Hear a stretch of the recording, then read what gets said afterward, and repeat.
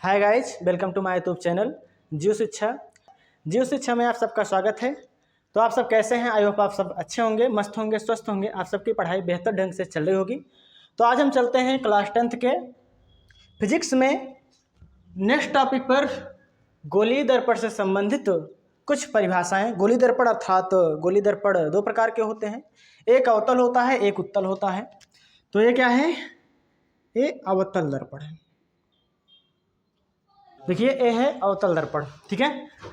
तो इसके क्या पढ़ेंगे हम? इससे संबंधित कुछ परिभाषाएं पढ़ेंगे।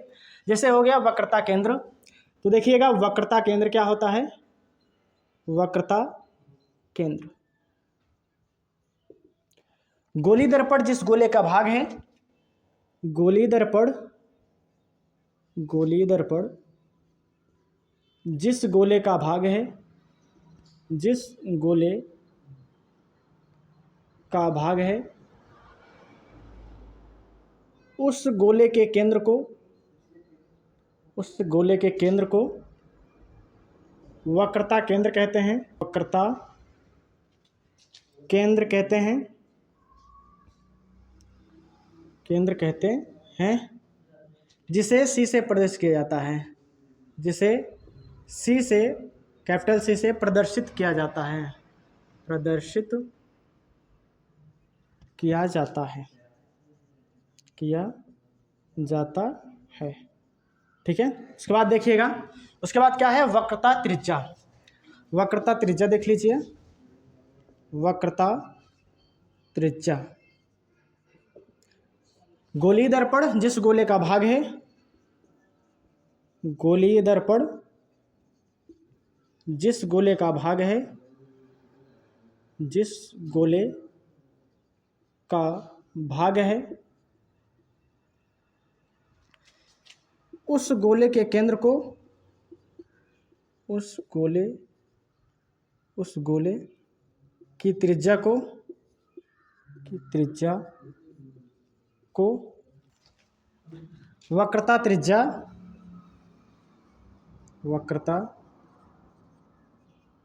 त्रिज्या कहते हैं, ठीक है। उसके बाद देख लीजिएगा दर्पण का ध्रुव।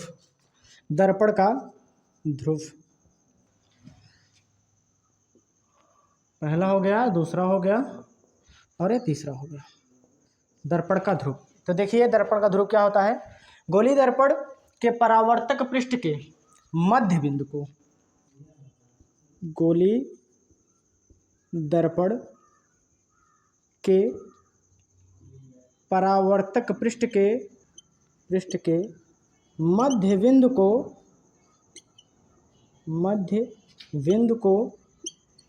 दर्पण का पृष्ठ के मध्य बिंदु को दर्पण का ध्रुव कहते हैं। इसे कैपिटल P से प्रदर्शित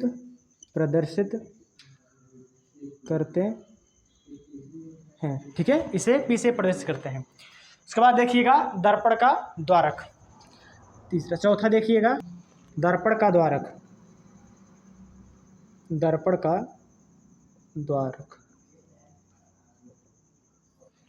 देखिएगा गोलीय दर्पण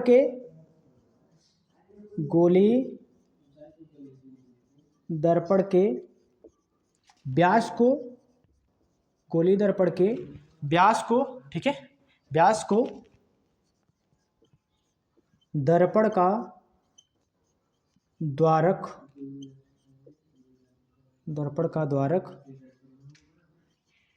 कहते या कहा जाता है, ठीक है। ये हो गया।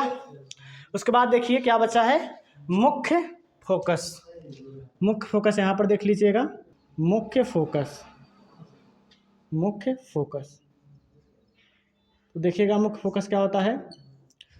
गोलीय दर्पण के मुख्य अक्ष के समांतर चलने वाली प्रकाश की किरणें, गोलीय दर्पण के मुख्य अक्ष के समांतर चलने वाली प्रकाश की किरणें परावर्तन के पश्चात मुख्य अक्ष के जिस बिंदु पर मिलती है या मिलती हुई प्रतीत होती है, और ये है अवतल दर्पण जिससे मिल रही हैं, और अगर उत्तल दर्पण होता तो मिलती हुई प्रतीत होती, तो उसे ही क्या कहेंगे, उस बिंदु को क्या कहेंगे, दर्पण का मुख्य फोकस कहते हैं। ठीक है, तो देखिएगा गोली दर्पण के, देखिए गोली दर्पण के मुख्य अक्ष के समांतर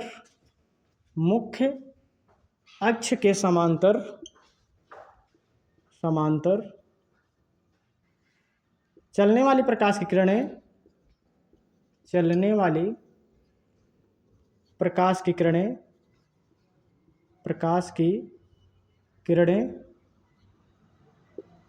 परावर्तन के पश्चात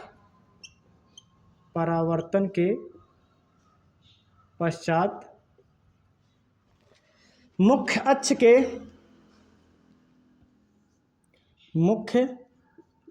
के जिस बिंदु पर मिलती हैं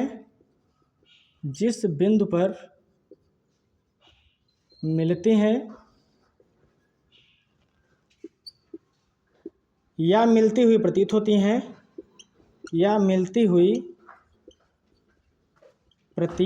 हैं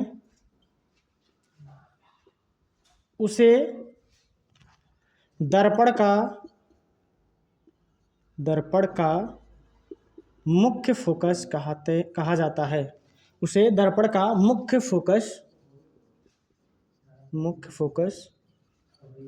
कहा जाता है। इसे कैपिटल एफ से प्रदर्शित करते हैं।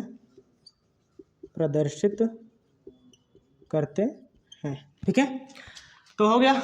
देखिएगा क्या है, वक्रता केंद्र।